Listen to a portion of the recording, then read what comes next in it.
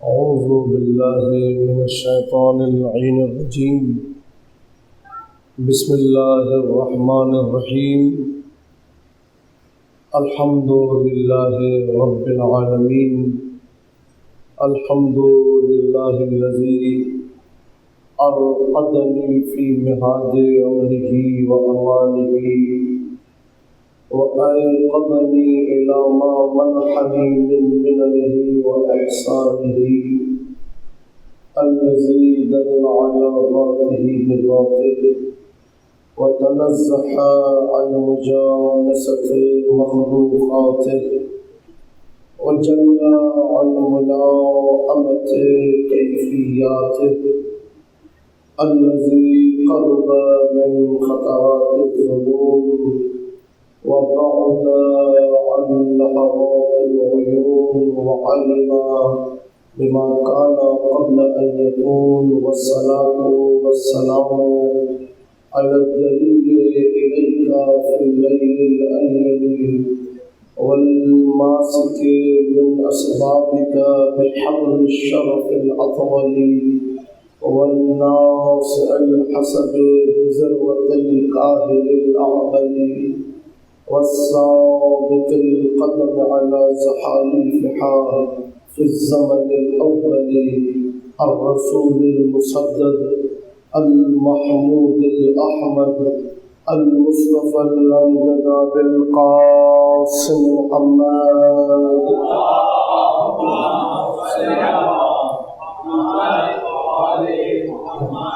وعلى أهل بيته الطيبين الطاهرين المعصومين المظلومين سيما بقية الله الأعظم روحه وأرواحنا له الفداء واللعنة الدائمة على أعدائهم أجمعين من يوم عداوتهم إلى قيام يوم الدين.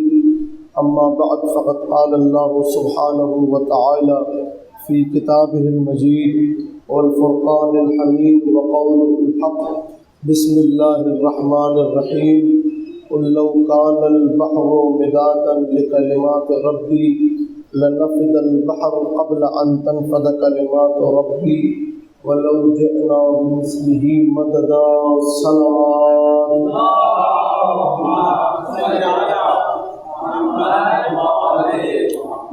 جو مومنین آگے تشریف لا سکتے ہیں تو آگے تشریف لائیے، درود پڑھتے ہوئے محمد وآل محمد کی ذات پر اللہم صلی علی محمد وآل محمد.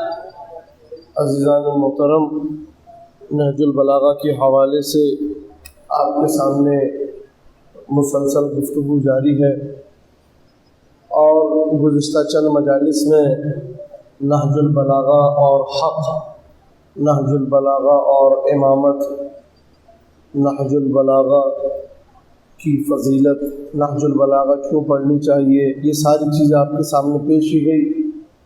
آج نہج البلاغہ کے ایک نئے پہلو کی طرف نگاہ کرانا چاہوں گا. ہو سکتا ہے گفتگو تھوڑی خشک ہو، لیکن انتہائی مہم اور اہم گفتگو ہے آج کی. حدیث ہے ان حدیثنا یحیی القلوب.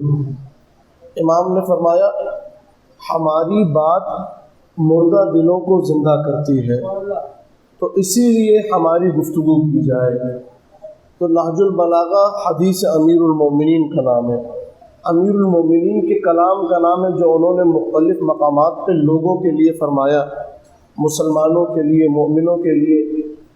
ایک مقام پہ امیر المومنین نہج البلاغہ میں، توجہات میری جانب رکھیے گا، فرماتے ہیں کہ ان الغایۃ امامکم، مقصد ہدف تمہارے سامنے ہے، وَإِنَّ وَرَاءَكُمْ السَّاعَةَ، اور موت تمہارے پیچھے ہے، تَحْدُوكُمْ، یہ موت تمہیں آگے کی طرف دھکیل رہی ہے. توجہ کیجیے گا، ہدف یعنی قیامت تمہارے سامنے ہے، موت تمہارے پیچھے ہے جو تمہیں آگے کی طرف دھکیل رہی ہے. تخففوا وتلحقوا، ہلکے پھلکے رہو تاکہ آگے والوں سے جلدی مل سکو. کیوں؟ کیونکہ آگے والوں کو تمہارا انتظار کرایا جا رہا ہے۔ توجہ کیجیے گا، اس مولا کے جملے کو نقل کرنے کے بعد سید رضی لکھتے ہیں کلام خدا اور کلام رسول کے بعد اگر کسی کلام کو کہا جائے وہ سب سے زیادہ بھاری کلام ہے تو وہ امیر المومنین کا یہ جملہ ہے۔ ابن حدید معتزلی نے کہا مولا نے اس کلمے کے اندر جو دو لفظ استعمال کیے ہیں، تخففوا تلحقوا، ہلکے پھلکے رہو تاکہ آگے والوں سے مل سکو۔ توجہات میری جانب رکھیے گا، مولا کے جو یہ دو کلمے ہیں تخففوا تلحقوا، دو کلمے، ایک ہے تخففوا ایک ہے تلحقوا، ہلکے پھلکے رہو تاکہ آگے والوں سے مل سکو۔ کہا یہ کلام ایسا ہے کہ ہے تو دو کلمے لیکن پورا دین ان دو کلموں کے اندر ہے۔ توجہ کیجیے گا، کیا کلمے تھے؟ تخففوا تلحقوا، ہلکے پھلکے رہو تاکہ آگے والوں سے مل سکو۔ ابھی تو زیارات بڑی آسانی سے ہو جاتی ہے، ہر بندہ زیارات میں جاتا ہے اور وہیں پہ مشی کرنے بھی جاتا ہے۔ تو ہم لوگ جب نجف میں ہوتے تھے تو زائرین ہمارے حسینیہ میں جو آتے تھے نجف اشرف میں، ان کو جب ہدایات دیتے تھے مشی کے بارے میں تو ان ہدایات میں سے ایک ہدایت یہ تھی کہ آپ جو کربلا کے لیے نکل رہے ہیں اپنے ساتھ زیادہ سامان نہیں رکھیے گا، جتنا ہو سکے کم سے کم سامان لے کے جائیے۔ کیوں؟ تاکہ راستے میں اٹھانے میں مشکل نہ ہو۔ اکثر افراد کو مشین ہم نے دیکھا کہ وہ بڑے بڑے بیگ لٹکائے، کافی اس کے اندر سامان لادا ہوا ہوتا تھا اور مشی کر رہے ہوتے تھے۔ ہوتا کیا تھا؟ کچھ لمحوں بعد چند کھمبے گزرنے کے بعد کبھی کندھوں میں درد ہو رہا ہے، کبھی کمروں میں درد ہو رہا ہے، سامان بہت زیادہ تھا۔ امیر المومنین کہہ رہے ہیں دیکھو قیامت تمہارے سامنے ہے، موت تمہیں دھکیل رہی ہے، یعنی موت تمہاری مدد کر رہی ہے اس زندگی کے لیے۔ یہ نہ سمجھو کہ موت آگے سے آئے گی، موت ہے جو تمہیں آگے کی طرف لے کر جا رہی ہے۔ پھر کہا تخففوا، دیکھو اس دنیا میں اتنا ہلکے پھلکے رہو کہ آخرت کا سفر آسان ہو جائے۔ درود پڑھ دیجیے محمد والے۔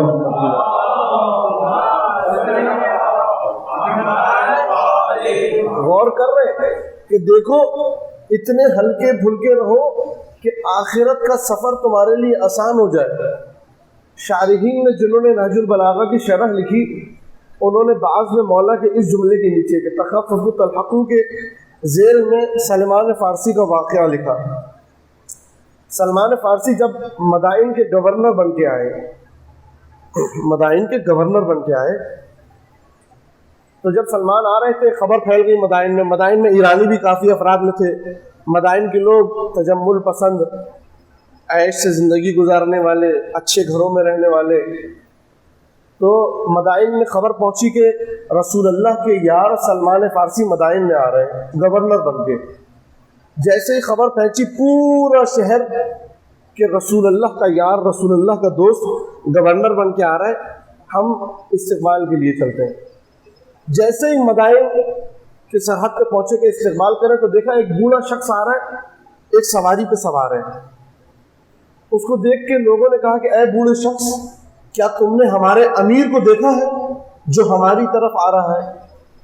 کہا میں نے کسی کو نہیں دیکھا۔ کون ہے تمہارا امیر؟ کہا کہ ہمارا امیر یار رسول ہے، رسول اللہ کا دوست، رسول اللہ کے اصحاب میں سے ان کا نام ہے سلمان فارسی۔ تو وہ کہتا ہے کہ میں کسی امیر کو تو نہیں جانتا لیکن سلمان میں ہوں۔ توجہ کیجیے گا، ایک سواری پہ اکیلے آ رہے تھے۔ سلمان، آپ سلمان ہیں؟ تو کہا کہ آپ ہماری سواریوں پہ سوار ہو۔ سلمان نے کہا نہیں، میں کسی کی سواری پہ، جس سواری پہ آیا ہوں اسی سواری پہ جاؤں گا۔ اب لوگ مدائن میں لے کے جانے لگے تو کہا دارالعمارہ کی طرف چلیے۔ کہا میں کسی دارالعمارہ میں نہیں جاؤں گا۔ ایک دکان کرائے پر لی، ادھر ہی اپنا دارالعمارہ بنایا۔ سلمان کے پاس ایک عصا تھا، ایک لوٹا تھا جس سے وضو کرتے تھے، ایک بچھانے کی چادر تھی۔ سلمان آئے عمارت کی، لوگ بڑے متاثر ہوئے۔ اچانک ایک وقت ایسا آیا کہ مدائن میں سیلاب آ گیا۔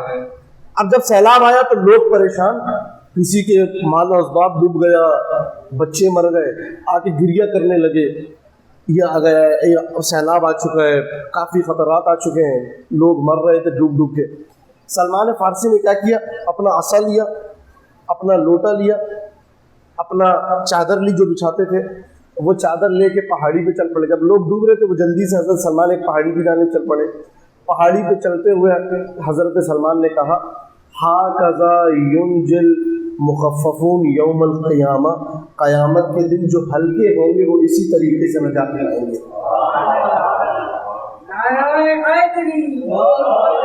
توجہ کی، اسی طریقے سے قیامت کے دن جو ہلکے پھلکے ہوں گے نجات پائیں گے، جن کو کسی سامان کی ضرورت نہیں ہے کہ دنیا سے ہم نے کیا لے کے جانا ہے.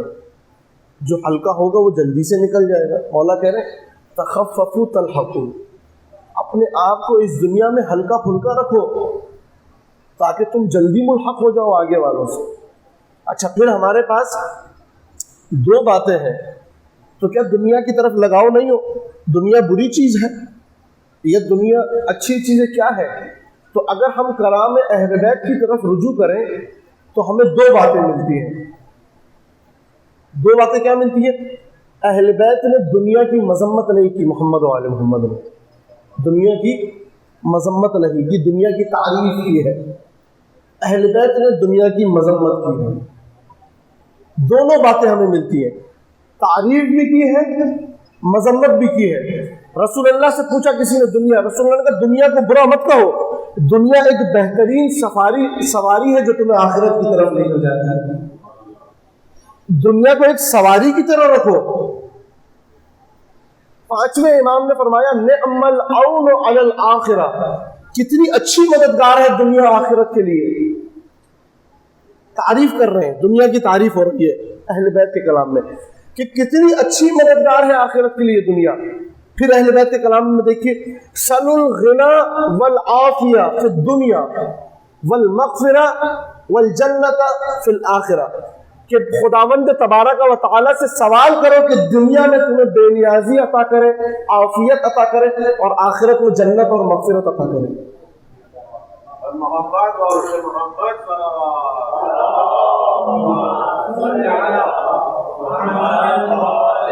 آج کی گفتگو ذرا ٹھنڈی ہے لیکن بڑی اہمیت کی حامل ہے. یہ سارے اقوال معصومین پیش کر رہا ہوں کہ دنیا میں سوال کرو اللہ سے بے نیازی کا، اللہ کسی کے آگے ہاتھ پھیلانے کا محتاج نہ کرے، سلامتی کا کہ بدن میں کوئی مرض نہ آئے.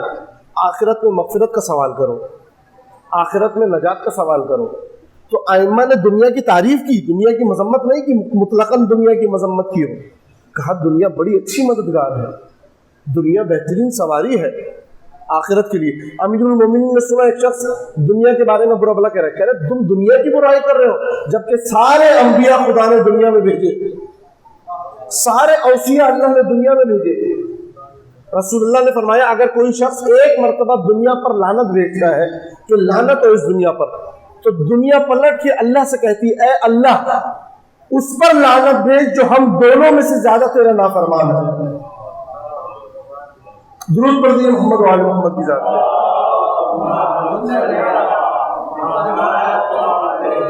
پھر حدیث رسول سنیے، یہ حدیث بڑی زبردست حدیث ہے جو مجھے کافی پسند آئی. کہ مولانا نے فرمایا ویسے تو سارا کلمات معصومین جو ہے وہ لائق تحسین ہے، لیکن یہ حدیث آج کے شیعوں کے لیے بڑی اہمیت کی حامل ہے.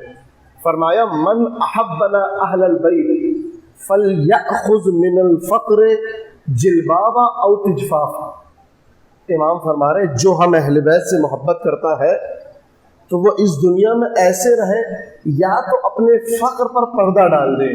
توجہ کیجیے، یا تو اپنے فقر پر کیا کر دے؟ پردہ ڈال دے، چھپائے اپنے فقر کو. یہ نہیں کہ شیعہ اہل بیت سے محبت کرنے والا اپنا ہاتھ پھیلاتا ہوا نہیں پھرتا کسی کے سامنے کہ مجھے پیسوں کی ضرورت ہے، میرے گھر میں روٹی نہیں ہے. ہم اہل بیت سے جو محبت کرے گا وہ فقیر نہیں ہوگا، اگر فقیر ہے بھی تو اپنا فقر چھپا کے رکھے گا. او تجفافا، یا اگر فقر پہ پردہ پوشی نہیں کر رہا، فقر چھپا نہیں سکتا، تو رزق حلال کی تلاش میں نکلتا ہے تاکہ اپنے گھر والوں کو رزق فراہم کر سکے. حدیث ہے ہمارے پاس کہ اللہ نے عبادت شمار کیا ہے اپنے اہل و عیال کے لیے رزق شمار کر، رزق مہیا کرنا. تو مطلقاً مذمت نہیں ہوئی دنیا کی. توجہ فرمائیے گا، یہ تو میں وہ حدیث تھی جو دنیا کی تعریف میں آئی ہے، یہ دنیا کی تعریف. لیکن دنیا کی مذمت کیسے بنائی؟ اب چھٹے امام کی ایک اور حدیث سن لیجئے، یہ آپ کو مطلب واضح کر دے گی۔ چھٹے امام کی حدیث ہے لیس منا، عجیب حدیث ہے، لیس منا من ترک الدنیا للآخرہ والآخرہ للدنیا، ہم محمد و آل محمد میں سے نہیں ہے وہ شخص جو دنیا کو چھوڑ دیتا ہے آخرت کے لیے اور آخرت کو چھوڑ دیتا ہے دنیا کے لیے۔ یعنی دونوں چیزیں دنیا اور آخرت ساتھ لے کے چلنا ہے ان کو، دنیا کو چھوڑنا نہیں ہے آخرت کے لیے۔ محمد و آل محمد نے یہ درس نہیں دیا کہ انسان دنیا کو آخرت کے لیے چھوڑ دے یا آخرت کو دنیا کے لیے چھوڑ دے۔ قرآن کی آیت ہے اولئک الذین اشتروا الحیاۃ الدنیا بالآخرہ لا یخففون عنہم العذاب ولا هم ینصرون، جو دنیا کی زندگی کو آخرت کے بدلے خرید لیتے ہیں، نہ ان سے عذاب کم کیا جائے گا نہ ان کی مدد کی جائے گی۔ اگر تخفیف عذاب چاہتے ہو تو ایسا نہ ہو کہ آپ دنیا خرید لیں، نہیں، دنیا بھی اپنی اچھی رکھنی ہے، آخرت بھی اپنی اچھی رکھنی ہے۔ درود پڑھ دی محمد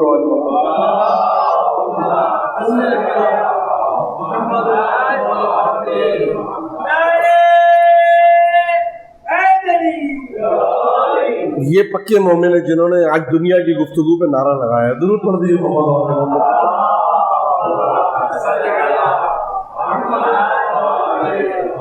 تو عزیزان محترم، تخففوا تلحقوا، اس دنیا میں کیسے رہو؟ ہلکے پھلکے رہو تاکہ آگے والوں سے جلدی مل سکو۔ آگے تمہیں انتظار کرایا جا رہا ہے، کوئی جنت میں نہیں گیا ہے ابھی، وہ آگے بیٹھے ہوئے تمہارا انتظار کر رہے ہیں جو بھی جا رہے ہیں کہ جو پیچھے آ رہے کب پہنچیں گے تاکہ ہم آخرت کو پہنچے سب کے سب۔ لیکن پھر دنیا کی مذمت کیسے آئی ہے؟ دنیا کی مذمت بھی آئی ہے۔ دنیا کی مذمت یہ آئی ہے کہ دنیا کو انسان پسند کرے، آخرت کو چھوڑ دے، وہ دنیا مذموم ہے۔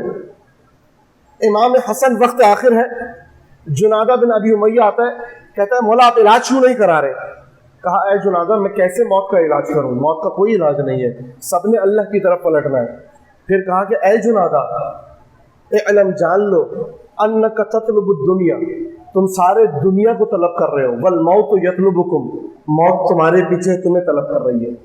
پھر امام نے کہا اے جنادہ جو آنے والا دن ہے، ولا تحمل ہم یومک الذی لم یأتی الی یوم الذی انت فیہ، دیکھو جو آنے والے دن کا غم ہے، جس دن میں تم ہو اس دن اس آنے والے دن کا غم مت کھاؤ۔ پھر امام نے کیا فرمایا؟ یہ امام کا عجیب جملہ ہے، اگر یہ ذہنوں میں نقش ہو گیا تو سمجھے آج کی مجلس سوارت ہو جائے گی۔ امام نے فرمایا، امام حسن فرما رہے کہ وَأْمَلْ لِدُنْيَا كَأَنَّكَ تَعِيشُ أَبَدًا وَأْمَلْ لِآخِرَتِكَ كَأَنَّكَ تَمُوتُ غَدًا، اپنی دنیا کے لیے ایسے عمل کرو جیسے تم نے پوری زندگی دنیا میں رہنا ہے، تم نے کبھی مرنا ہی نہیں ہے، دنیا کے لیے ایسے کام کرو، اور آخرت کے لیے ایسا کام کرو جیسے کل تم نے مر جانا ہے۔ اب جملے کی توجہ، امام حسن کا قول ہے، کیا کہنا چاہ رہے مولا حسن؟ امام حسن کہہ رہے ہیں کہ دنیا کے لیے ایسے عمل کرو جیسے تم نے پوری زندگی دنیا میں رہنا، کبھی موت نہیں آنی۔ جب انسان اتنا بے فکر ہو جائے کہ موت نہیں آنی، ہمیشہ زندگی دنیا میں گزارنی ہے، پھر کیسے کام کرے گا؟ پھر دنیا کی طلب میں جلدی نہیں کرتا۔ مثال کے طور پہ آپ کو پتا ہو کہ ایک ہفتے بعد آپ کی فلائٹ ہے کربلا کے لیے، یا ایک مہینے بعد، آپ آرام سے بیٹھے ہوں گے، لیکن ابھی اربعین پہ ایسا ہوا، بعض لوگوں کو پتا چلا کہ رات کو فلائٹ ہے، کل فلائٹ ہے، تو کیا کرتے ہیں؟ جلدی جلدی سامان پیک کیا فوراً اپنا، تاکہ جلدی کربلا کے لیے نکل جائے۔ امام کہہ رہے آخرت کے لیے ایسے عمل کرو جیسے کل تمہیں موت آ رہی ہے، دنیا کے اعمال ایسے کرو کہ تم جیسے پوری زندگی دنیا میں رہنے والے ہو۔ یعنی کیا مطلب؟ یعنی اگر دنیا کی کوئی چیز ہے خریدنی ہے، ابھی تو ٹائم ہے ہمارے پاس، خرید لیں گے بعد میں، گاڑی خریدنی ہے خرید لیں گے بعد میں، ابھی تو ہم نے رہنا ہے دنیا میں۔ دنیا کا کوئی کام ہو تو ایسے زندگی ایسا عمل کرو کہ تم نے ہمیشہ یہاں گزارنی ہے۔ آخرت کے لیے ایسے عمل کرو جیسے کل تم نے مر جانا ہے، ایسے آمادگی کرو آخرت کے لیے۔ درود پڑھ دیجیے محمد و آل محمد۔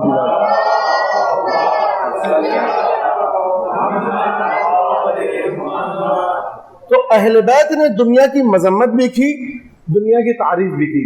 جب دنیا کو دنیا سمجھ کے انسان دیکھے تو مذمت کی ہے، لیکن اگر دنیا کو آخرت کے لیے دیکھا جائے تو اس دنیا کی تعریف کی ہے۔ اس دنیا کو اگر اس طریقے سے دیکھا جائے کہ اپنے اہل و عیال کو رزق پہنچانا ہے تو اس دنیا کی تعریف آئیے، محمد و آل محمد نے تعریف کی۔ حدیث رسول ہے الدنیا سجن المومن، دنیا مومن کے لیے قید خانہ ہے، وجنت للکافر، کافر کے لیے کیا ہے؟ جنت ہے۔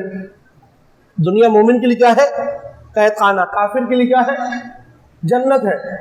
ایک یہودی شخص نے دیکھا کہ امام حسن آ رہا ہے اور بڑے اچھے کپڑے پہنے ہوئے، لباس، اور بڑے اچھی سی سواری پہ سوار ہے، تو یہودی فقیر تھا، اس نے آ کے امام حسن سے کہا یبن رسول اللہ، ہم نے تو سنا ہے کہ آپ کے نانا رسول اللہ جو دین لے کر آئے تھے انہوں نے فرمایا تھا دنیا مومن کے لیے قید خانہ ہے اور آخرت اس کے لیے جنت ہے، جبکہ کافر کے لیے دنیا جنت ہے، آخرت قید خانہ ہے۔ جبکہ میری حالت دیکھیے، میں فقیر ہوں دنیا میں، میں کافر ہوں، آپ مومن ہیں، آپ اتنے اچھے طریقے سے بیٹھے ہوئے ہیں، اتنے اچھے طریقے سے رہنا اس دنیا میں۔ امام حسن نے کہا اگر میں تمہاری آنکھ کے آگے سے حجاب ہٹا دوں اور تمہیں آخرت دکھا دوں تو آخرت کے جو عذاب اللہ نے تمہارے لیے مقرر کیا ہے اس عذاب کو دیکھ کے ابھی تم اگر اپنی دنیاوی زندگی کو دیکھو گے تو کہو گے میرے لیے جنت ہے یہ زندگی، اور جو آخرت میں اللہ نے میرے لیے انعام اور ثواب مقرر کیے ہے اگر اس ثواب کو دیکھ لو تو کہو گے میرے لیے یہ دنیا زندان ہے، قید خانہ۔ محمد و آل محمد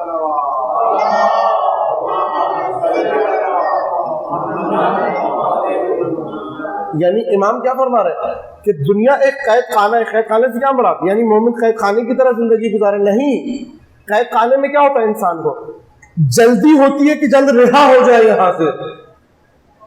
توجہ کیجیے گا، مومن کے لیے دنیا قید خانے سے مراد یہ نہیں ہے کہ اسیر بن کے، قیدی بن کے، بھوکا پیاسا، بدبو اور سڑے ہوئے مکان میں رہے، نہیں، رہے اچھی طریقے سے رہے لیکن ایک قیدی کی طرح رہے، جس طریقے سے قیدی کو نکلنے کی جلدی ہوتی ہے اسی طریقے سے دنیا سے نکلنے کی جلدی کر۔ الدنیا سجن المومن، دنیا مومن کے لیے قید خانہ ہے۔ قرآن کی آیت ہے جب حضرت سلیمان گزر رہے تھے فَتَبَسَّمَ ضَاحِكًا مِنْ قَوْلِهَا، ایک چیونٹی کی آواز سنی حضرت سلیمان نے، حضرت سلیمان ہنسنے لگے تھے۔ تو 5ویں امام یا 7ویں امام کی حدیث ہے کہ حضرت سلیمان پتہ ہے کیوں ہنسے تھے؟ حضرت سلیمان جب گزر رہے تھے اپنے جاہ و جلال کے ساتھ تو ایک چیونٹی نیچے موجود تھی، اس نے دوسری چیونٹیوں سے کہا، قرآن کی آیت ہے کہ ادخلوا مساکنکم، اپنے اپنے گھروں میں چلی جاؤ، لا یحطمنکم سلیمان وجنودہ، ایسا نہ ہو کہ سلیمان کا لشکر تمہیں تباہ کر دے۔ حضرت سلیمان نے یہ بات چیونٹی کی سن لی تو چیونٹی کو فوراً بلایا، چیونٹی حضرت سلیمان کے ہاتھ میں آئی تو کہا اے چیونٹی کیا تمہیں پتہ نہیں ہے کہ میں اللہ کا نبی ہوں، میں کسی پر ظلم نہیں کر سکتا؟ تو تم نے دوسری چیونٹیوں کو کیوں کہا کہ وہ جلدی سے اپنے دلوں میں داخل ہو جائے؟ تو چیونٹی نے کہا اے نبی مجھے پتہ ہے آپ اللہ کے پیغمبر ہیں، آپ ہم پر ظلم نہیں کر سکتے تھے، لیکن میں نے جو کہا کہ اے چونٹیوں جلدی سے اپنے دلوں میں چلی جاؤ، پتہ ہے کیوں کہا تھا؟ میں نے اس لیے کہا تھا کہ جب آپ آ رہے تھے تو آپ کا جاہ و حشم، آپ کا تخت، آپ کی دربار کی زینت، آپ کے ساتھ لشکر کا ہجوم دیکھ کے یہ چونٹیاں اللہ کی عبادت چھوڑ کے آپ کی عبادت میں مشغول ہو جائیں۔ تو میں نے چونٹیوں سے کہا تاکہ وہ غیر خدا کی طرف نہ چلی جائیں، میں نے کہا کہ اپنے دلوں میں چلی جاؤ۔ تو حضرت سلیمان سے پھر چونٹی نے سوال کیا اے نبی اللہ، آپ کو پتہ ہے یہ اللہ نے ہوا کو آپ کے لیے کیوں مسخر کیا؟ ساری مخلوقات میں سے اللہ نے ہوا کو آپ کے لیے مسخر کر دیا۔ تو نبی اللہ نے پوچھا کہ تم بتا دو اللہ نے کیوں ہوا کو میرے لیے مسخر کیا؟ تو چیونٹی نے کہا کہ ہوا کو اللہ نے آپ کے لیے اس لیے مسخر کیا، اللہ بتانا چاہ رہا ہے کہ دنیا کی اگر ساری نعمتیں، پوری کائنات آپ کو دے دی جاتی، جس طریقے سے یہ ہوا گزر جاتی ہے اس طریقے سے آپ کے پاس سے گزر جائے گی۔ یہ چونٹی کا قول سن کے حضرت سلیمان مسکرائے تھے۔ قرآن کی آیت آ گئی فَتَبَسَّمَ ضَاحِكًا مِنْ قَوْلِهَا، جب چونٹی کی یہ بات سنی تو حضرت سلیمان مسکرائے کہ دنیا میں ساری چیزیں حاصل کر لینے کے بعد انسان یہ نہ کرے کہ بھائی میں دنیا مثال کے طور پہ اپنے بچوں کے لیے اچھی غذا، اچھے کپڑے، اچھے گھر حاصل کر رہا ہوں تو دنیا داری ہے، نہیں، اس سے مذمت نہیں آئی ہے دنیا کی، لیکن دنیا کا ہی ہو کے رہ جانا اس سے مذمت آئی ہے۔ آخرت کو بھول جائے انسان. توجہ کیا عزیزان محترم. اب دنیا ایسا عالم آ گیا دنیا میں, تو دنیا کیا کیا جائے, کیسے سلوک بار رہا جائے؟ چند وظیفے. انسان مغفرت کی دعا کرے, انسان اہل بیت سے تمسک کرے. ایک چیز جو بڑی مفید ہے دنیا میں ہلکا رہنے کے لیے گناہوں کے بوجھ سے, وہ ہے محمد و آل محمد پر درود میں حصہ رہے.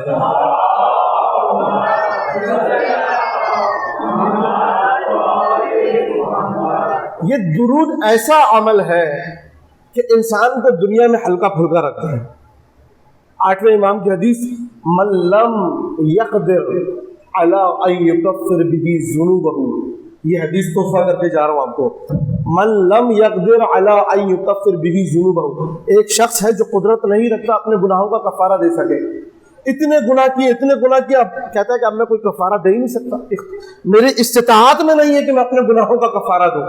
8ویں امام فرما رہے ہیں, من لم یقدر علی ان یکفر به ذنوبہ, جو شخص قدرت نہیں رکھتا کہ اپنے گناہوں کا کفارہ دے, فلیکثر الصلاۃ علی محمد و آل محمد, تو پس وہ کثرت سے محمد و آل محمد پر درود بھیجا کرے.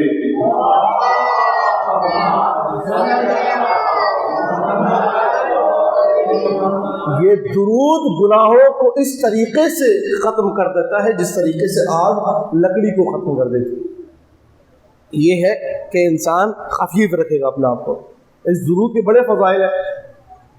اللہ نے فرمایا کہ امام نے فرمایا اللہ نے ابراہیم کو خلیل چنا تھا, کہا کہ تم میرے دوست ہو.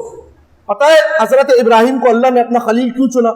لکثرت الصلاۃ علی محمد و آل محمد, کیونکہ ابراہیم کثرت سے محمد و آل محمد پر درود بھیجا کرتے تھے.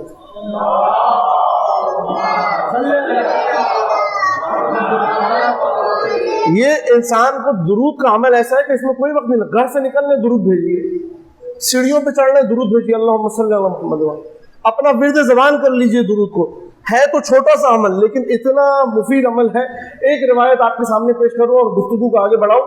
رسول اللہ جب معراج پہ گئے, شاید آپ لوگ نے سنا, لیکن عجیب روایت ہے فضیلت درود کے بارے میں. رسول اللہ معراج پہ گئے, دیکھا ایک فرشتہ ہے جس کے کافی سارے ہاتھ ہیں, اور کافی سارے ہاتھوں میں ہزاروں لاکھوں کروڑوں انگلیاں ہیں. تو رسول اللہ نے جب اس فرشتے کو دیکھا, کہا کہ بار الہ یہ کیا ہے, ایسا عجیب الخلقت فرشتہ, لاکھوں کروڑوں ہاتھ, لاکھوں کروڑوں انگلیاں اس کی.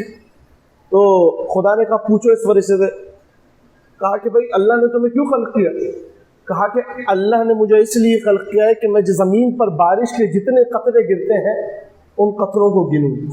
زمین پہ کوئی ایسا پتا نہیں گرتا جس کو میں نہ گن سکوں.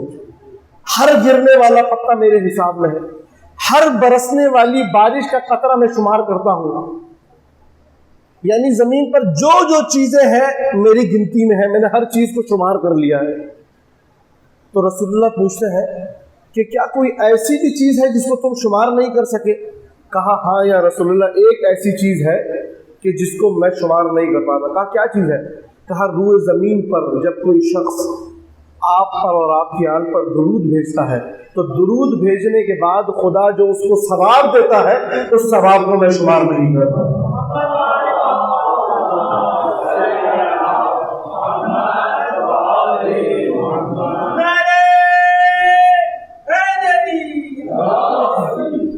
تو عزیزان محترم, دنیا کے بارے میں یہ باتیں آئی کہ تخففوا تلحقوا, اپنے آپ کو اس دنیا میں ہلکا پھلکا رکھو. دنیا سے فائدے اٹھاؤ لیکن ہلکا پھلکا رکھو, تاکہ آخرت میں جب جا رہے ہو تو تمہارے اوپر وزن, سنگینی, بھاری پن نہ ہو, آرام سے آخرت کا سفر کر سکو. ائمہ طاہرین نے دنیا کی مطلقاً مذمت نہیں کی, دنیا کی تعریف بھی کی ہے, دنیا کی مذمت بھی کی ہے اہل بیت نے. اب ایک مرتبہ ایسا ہوا کہ یہ دنیا حضرت عیسیٰ کے سامنے ایک خوبصورت لڑکی کی صورت میں آ گئی, جمیل عورت کی صورت میں. تو جیسے ہی حضرت عیسیٰ نے پوچھا کہ کون ہو تم؟ کہا میں دنیا ہوں, بالکل خوبصورت. کہا کتنی شادیاں کی ہیں تم؟ کہا میں نے دنیا میں ہر فرد سے شادی کی. کہا کتنی طلاقیں دی ہیں لوگوں نے تمہیں؟ تو کہا نہیں، میں نے جس سے شادی کی ہے میں انہیں اسے مار کے چھوڑا ہوں، اسے میں نے کیا کر دیا؟ قتل کر دیا ہے دنیا کو۔ کسی نے جب مجھ سے محبت کی تو مجھے طلاق نہیں دی۔ امیر المومنین کی ذات ہے جنہیں اسی دنیا کو کہا تھا جب وہ خوبصورت عورت کی صورت میں امیر المومنین کے سامنے آئی، کہا ارجعی اے دنیا واپس پلٹ جا، میں علی تجھے 3 طلاقیں دیتا ہوں۔ 3 طلاقیں یعنی کیا مطلب؟ طلاق بائن، میں نے تجھے چھوڑ دیا ہے دنیا، تو مجھے ورغلا نہیں سکتی۔ امیر المومنین نے نہج البلاغہ میں فرمایا کہ دنیا کیا ہے؟ لین مسھا مثل الدنیا کا مثل الحیہ، دنیا کی مثال سانپ کی طرح ہے۔ کس کی طرح ہے؟ نہج البلاغہ میں فرما رہے مولا، دنیا کی مثال سانپ کی طرح ہے۔ لین مسھا، سانپ کو اگر آپ مس کریں نا تو بڑا نرم ہوتا ہے، دل چاہتا ہے کہ اس کو چھوتے رہے۔ کہا کہ اس کو چھو تو بڑا نرم ہے، لذت محسوس ہوتی ہے۔ وَالسَّمُّ النَّاقِعُ فِي جَوْفِهَا، لیکن ایک زہر ہے قتل کرنے والا جو اس کے اندر ہے۔ جاہل اس نرمی کو دیکھتا ہے، عاقل اس زہر کو دیکھتا ہے جو اس کے منہ میں ہے۔ امیر المومنین ناجل درود پر دی محمد علیہ وسلم۔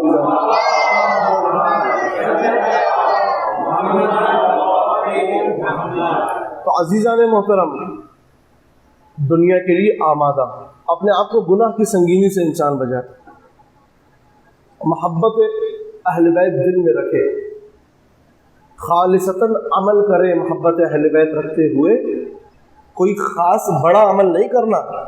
ایسا نہیں ہے کہ آپ سوچیں کہ پورے دن رات کھڑے ہو کے عبادتیں کرتے رہیں، نماز پڑھتے رہے تو آپ کی آخرت سنورے گی، نہیں۔ رزق حلال کے لیے نکلنا واجبات میں سے ہے، اپنے بچوں کی زندگی کو دیکھنا ضروریات میں سے ہے، یہ اللہ کی عبادتیں ہیں۔ اس کے ساتھ انسان خالصتاً اللہ ائمہ کا مطیع بن کے اس دنیا میں زندگی گزارے اچھے طریقے سے، آخرت میں اس کی زندگی کامیاب ہے۔ کوئی بڑے اعمال کرنے کی ضرورت نہیں ہے۔ علی کا شیعہ، نجات تو یقینی ہے علی کے شیعہ کی، یا علی انت و شیعتک هم الفائزون، اے علی تم اور تمہارے شیعہ کامیاب ہیں، انہوں نے نجات مل چکی ہے انہیں تمہاری محبت کے بدلے۔ اب نجات تو مل چکی ہے لیکن انہوں نے اپنے آپ کو کمال تک پہنچانا ہے، اس کمال تک پہنچانے کے لیے دنیا میں عمل کرنا ہے، اس کمال تک پہنچانے کے لیے دنیا میں عمل کرنا ہے۔ بس عزیزان محترم، آج کی یہ کچھ باتیں تھی آپ کے سامنے، بڑا خوش موضوع رہا، انشاءاللہ کل گفتگو ہوگی۔ ویسے یہ باتیں سنی نہیں جاتی، یعنی جب بھی آ کے کوئی خطیب بات کرے دنیا، لیکن یہ کلام معصوم ہے، معصوم نے ساری باتیں بتائی ہیں، اس لیے میں نے آپ کے سامنے پیش کی۔ امیر المومنین نے نہج البلاغہ میں کافی مقامات پر دنیا اور دنیا پرستی کی بات کی ہے، صحیح؟ تو یہ اہل بیت نے درس دیا ہے کہ مومن کو کیسا ہونا چاہیے، صفات مومن کیسی ہونی چاہیے، مومن کو کیسے زندگی گزارنی چاہیے، محمد و آل محمد نے درس دیا ہے یہ۔ ایک شخص فقیر کاسا لیے ہوئے اپنا، آغا نراقی ایک بڑے مشہور عالم دین گزرے، ان کے پاس پہنچا تو ان کا بڑے امیر تھے، امیر قسم کے عالم دین تھے۔ ان کے پاس گیا تو وہ اپنے گھر میں بالکل بادشاہوں کی طرح بیٹھے تھے۔ آ کے کہتا ہے کہ علماء کی سیرت ہے کہ علماء خاشع ہوتے ہیں، خاضع ہوتے ہیں، تواضع کرتے ہیں، دنیا کے دل دادہ نہیں ہوتے۔ آپ نے اپنا اتنا بڑا گھر بنایا ہوا ہے، آپ کے نوکر چاکر گھوم رہے ہیں، میں ادھر فقیر بیٹھا ہوا ہوں، میرا کاسا خالی ہے۔ تو آغا نراقی نے اس کی باتیں سن لی، باتیں سننے کے بعد کہا کہ ہاں تمہاری بات تو تم ٹھیک کر رہے ہو، چلو ایک کام کرتے ہیں، امام حسین کی زیارت کے لیے نکلتے ہیں۔ تو کہا ٹھیک ہے، کربلا نکلتے ہیں۔ آغا نراقی اس کا ہاتھ پکڑ کے گھر سے باہر نکلے، کربلا کی طرف چلنا شروع ہو گئے۔ اچھا، نکلتے ہوئے اس نے اپنا کاسا کشکول جو تھا وہ ادھر رکھ دیا تھا گھر میں۔ جا رہے تھے، جب کافی راستہ طے کر لیا تو فوراً فقیر نے کہا کہ ارے ارے ارے ارے، میں وہ اپنا کشکول بھول کے آ گیا آپ کے گھر میں، وہ کشکول لے کر آتا ہوں۔ تو آغا نراقی نے کہا اب بتاؤ دنیا کا دل دادہ کون ہے؟ میں حسین کی محبت میں اپنا دربار سب کچھ چھوڑ کے آ گیا، تم ایک کشکول نہیں چھوڑ سکتے؟ تو دنیا میں رہتے ہوئے، دنیا سے استفادہ کرتے ہوئے محبت نہیں رکھنی دنیا سے. انسان اچھے طریقے سے رہے، لیکن جب اللہ کی طرف جانا ہے تو اس کی محبت نہ ہو کہ میں نے کیا بنایا تھا، میں نے کیا چھوڑا ہے دنیا میں. کہا کہ میں اپنا سب کچھ حسین کے لیے چھوڑ کے آ گیا، تم سے ایک کشول نہیں چھوڑا جا رہا. تو یہ ہے جو ائمہ نے درس دیا ہے ہمیں کہ کس طریقے سے اس دنیا میں زندگی گزارنی ہے. امام حسین کربلا میں موجود تھے جب خطبے دے رہے تھے. چوتھے امام نے فرمایا، اس وقت بھی امام حسین نے یہ بات فرمائی، الدنیا سجن المومن وجنت للکافر، کہ دنیا مومن کے لیے قید خانہ ہے اور کافر کے لیے جنت ہے. قید خانے سے مراد امام حسین کہہ رہے تھے کہ جلدی سے اس قید سے رہائی چاہیے، کسی طریقے سے اس قید سے رہائی چاہیے. بس عزیزان محترم، خداوند تبارک و تعالی سے دعا ہے کہ حقیقی معنوں میں فرامین اہل بیت پر عمل کرنے کی توفیق دے، دنیا کی محبت کو دل سے نکال دے، آخرت کی محبت کو دل میں ڈال دے. یہ ائمہ اہل بیت کے فرامین کا نچوڑ ہمیں ملتا ہے. آج جس کے مصائب پڑھنے ہیں، کربلا کی وہ ہستی جس نے ہر مصیبت اپنی آنکھوں سے دیکھی، جسے زمانہ بیمار کربلا کے نام سے جانتا ہے. آپ کے سامنے خطبہ آتے ہیں، ذاکرین آتے ہیں، مصائب پیش کرتے ہیں سب کے سب، لیکن ایک مصیبت وہ ہوتی ہے جو ذاکر پیش کرتا ہے اپنے جملوں میں، خطیب پیش کرتا ہے اپنے جملوں میں. ایک مصیبت وہ ہے جو امام نے اپنے جملوں میں خود پیش کی ہے کہ ہمارے اوپر کیا مصائب گر رہے. جب سید سجاد نے دربار میں خطبہ دیا تو دربار میں بابا علی ابن ابی طالب کے فضائل بیان کرنے کے بعد سید سجاد نے خود اپنے مصائب دربار یزید میں پڑھے، اور ایسے مصائب کے تاریخ گواہ ہے کہ دربار میں شامی اپنا سر دیواروں سے مار رہے تھے مصائب سن کے.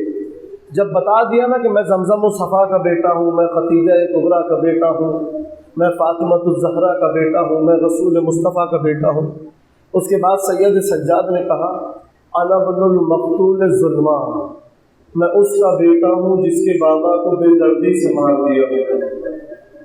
شرما کے مت روئیے گا، آج کی شب ہے، کل کی شب ہے، اس کے بعد یہ ایام رخصت ہو جائیں گے. کہا کہ میں اس کا بیٹا ہوں جس کے بابا کو بے دردی سے مار دیا. اس کے بعد کہا کہ انا ابن المجزوز الرأس من القفا. عجیب جملہ ہے سید سجاد کا، مصیبت کا.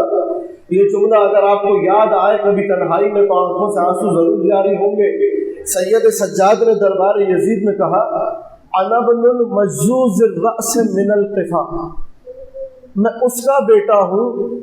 جزا عربی زبان میں کہتے ہیں کھینچنے کو، کسی چیز کو کھینچ کے الگ کر دینا. سید سجاد نے کہا انا ابن المجزوز الرأس من القفا، میں اس کا بیٹا ہوں جس کے بابا کے سر کو جب کاٹا جا رہا تھا تو سر تن سے الگ نہیں ہو رہا تھا. میں اس کا بیٹا ہوں جس کے بابا کے سر کو کھینچ کے الگ کیا ہے. پھر کہا کہ انا ابن طریح کربلا، میں اس کا بیٹا ہوں جس کے بابا کا لاشا 3 دن تک کربلا کی زمین پر پڑا رہا. عزادارو، سید سجاد نے سب سے پہلے امام حسین کے لاشے کی زیارت کی ہے کربلا میں. جب 12 محرم الحرام کو یا 11 محرم الحرام کو اسیران کربلا کو لاشوں کے سامنے سے گزارا گیا، جیسے ہی سید سجاد نے امام حسین کے لاشے کو دیکھا تو جملہ سننا آزادارو، منظر یہ تھا کہ امام حسین کی پسلیاں کمر سے باہر آئی ہوئی تھی. یہ جملہ دیکھ کے امام سجاد کا چہرے کا رنگ بدلنے لگا. زینب کبریٰ نے جیسے ہی سید سجاد کو دیکھا کہا بیٹا سجاد میں کیا دیکھ رہی ہوں، تیری روح تیرے بدن سے نکل رہی ہے. جناب سجاد نے کہا پھوپھی اماں کیسے زندہ رہوں، ظالموں نے اپنے لاشیں دفنا دیے، میرے نانا کا لاشا چھوڑ کے چل گئے. اجرکم علی اللہ، ماتم کر کے روئیے گا. عزادارو، سید سجاد نے کربلا کی ساری مصیبتیں دیکھی ہیں، سید سجاد نے سارے مصائب دیکھے ہیں. جب یہ کاروان کوفہ پہنچا نا تو اتنے میں ایک منظر ایسا آیا کہ شہداء کے سر آگے نیزوں میں بلند تھے، اسیران کربلا پیچھے موجود تھے۔ اتنے میں دیکھا کہ ایک نوجوان آیا، تلوار گھماتا ہوا آتا ہے، اس لعین کے پاس جاتا ہے جس نے حبیب ابن مظاہر کے سر کو بلند کیا ہوا ہوتا ہے، اس کو قتل کرتا ہے، نیزے سے حبیب کے سر کو اتارتا ہے، حبیب کے چہرے سے، اپنے دامن سے حبیب کے چہرے سے خون کو صاف کرتا ہے، پھر حبیب کے چہرے کے بوسے لیتا ہوا کہتا ہے جس کا جوان بیٹا زندہ ہو اس کے باپ کا سر نیزے میں بلند نہیں ہوتا۔ سید سجاد یہ منظر دیکھ رہے تھے، امام حسین کی سر کی طرف دیکھ کے کہتے ہیں بابا مجھے معاف کرنا، جوان بیٹا زندہ ہے لیکن سر نہیں رہ سکتا کیونکہ ہاتھ پسے ہو چکے ہیں۔ اجرکم علی اللہ، اجرکم علی اللہ۔ عزادارو میں مسائل پڑھوں گا، روتے رہیے گا، آوازیں بلند رکھیے گا۔ سید سجاد، علماء نے لکھا، میں نے علماء سے یہ بات سنی ہے، سید سجاد جب مدینہ پہنچے تھے نا تو سید سجاد کی کمر جھکی ہوئی تھی۔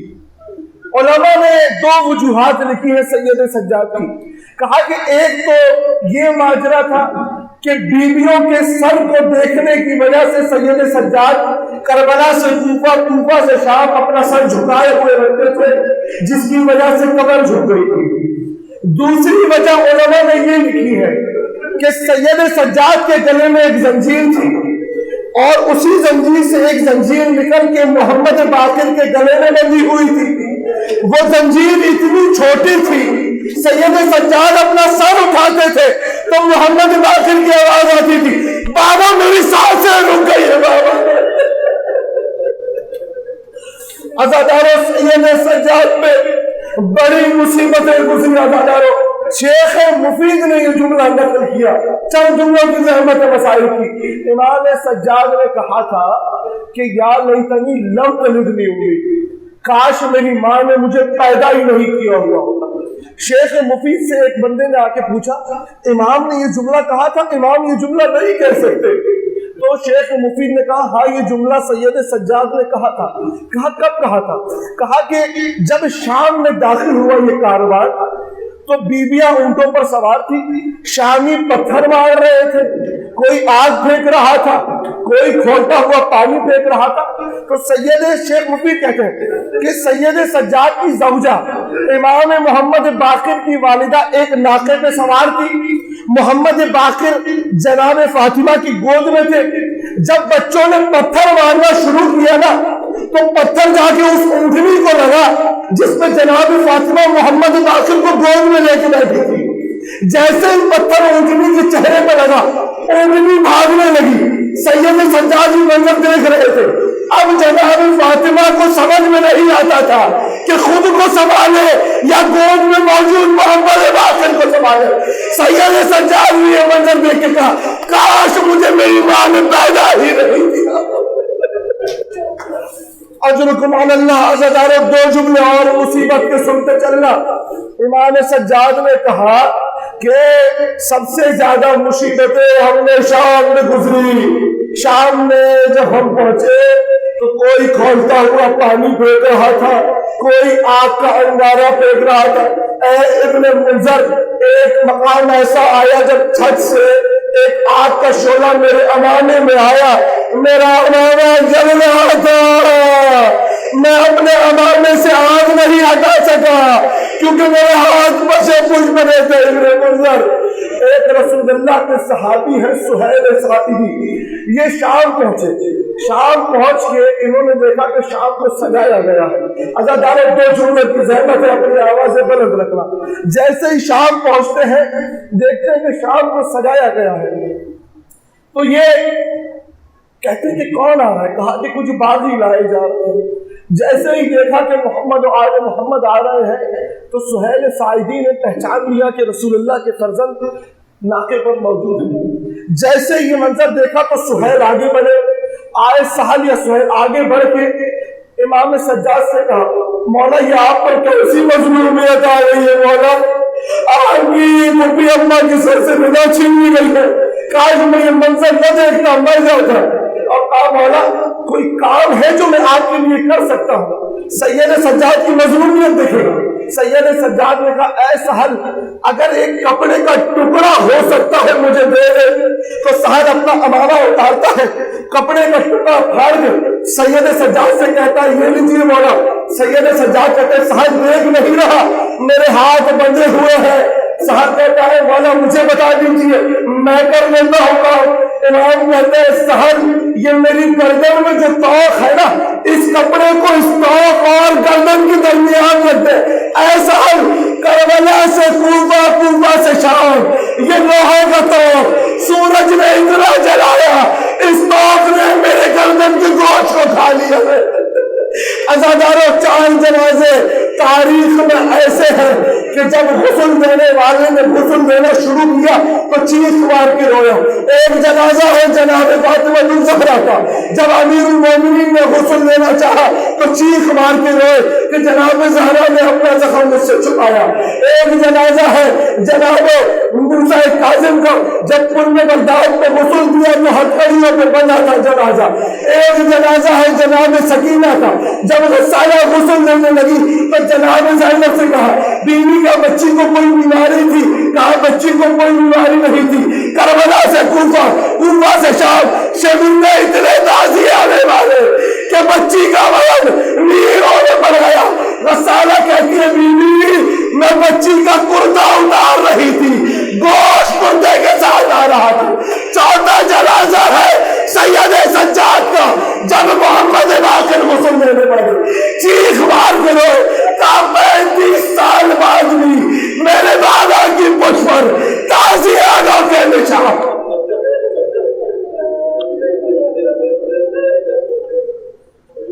وَسَيَعْلَمُ الَّذِينَ ظَلَمُوا أَيَّ مُنقَلِبٍ يَنقَلِبُونَ۔ خداوند تبارک و تعالیٰ سے دعا ہے ہماری عبادت کو اپنی بارگاہ میں قبول مقبول فرما، حقیقی معنوں میں فرامین اہل بیت پر عمل کرنے کی توفیق دے۔